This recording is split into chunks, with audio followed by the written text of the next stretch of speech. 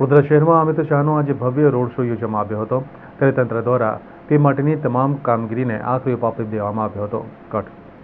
ગુજરાતમાં ત્રીજા તબક્કામાં 7મી મેના દિવસે મતદાન થવાનું છે, ત્યારે 19 એપ્રિલ પછી તમામ રાજકીય પક્ષોના ઉચ્ચ સ્ટાર પ્રચારકોનો પ્રવાસ ગુજરાતમાં વધુ થવાનો છે. હાલ સમગ્ર રાજ્યમાં જોરશોરથી પ્રચાર શરૂ થઈ ગયો છે, ત્યારે વડોદરા લોકસભા બેઠકના ઉમેદવારની તરફેણમાં પ્રચાર કરવા આજે ભારત દેશના ગૃહમંત્રી અમિત શાહ વડોદરા શહેરની મુલાકાતે આવ્યા હતા. ત્યારે તંત્ર દ્વારા રસ્તાને ડિવાઈડર રિપેર સહિતના કામો હાથ ધરવામાં આવ્યા હતા. ગૃહમંત્રી અમિત શાહ જ્યારે વડોદરા શહેરની મુલાકાતે હોય ત્યારે તેમના માટે વિશિષ્ટ આયોજન કરવામાં આવે છે. સુરક્ષાથી લઈને કાર્યક્રમમાં ક્યાંય પણ કચાશ ન રહે તે માત્ર ફરજ જ નહીં, સાથે કોઈ ચૂક રહી જશે તો માફી નહીં મળે તેવો ડર પણ હોય છે.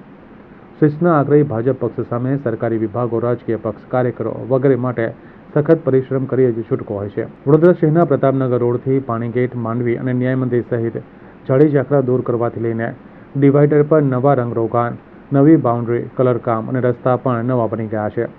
આ રસ્તાઓ પરના બધા જ સ્પીડ બ્રેકર પણ કાઢી નાખવામાં આવ્યા છે.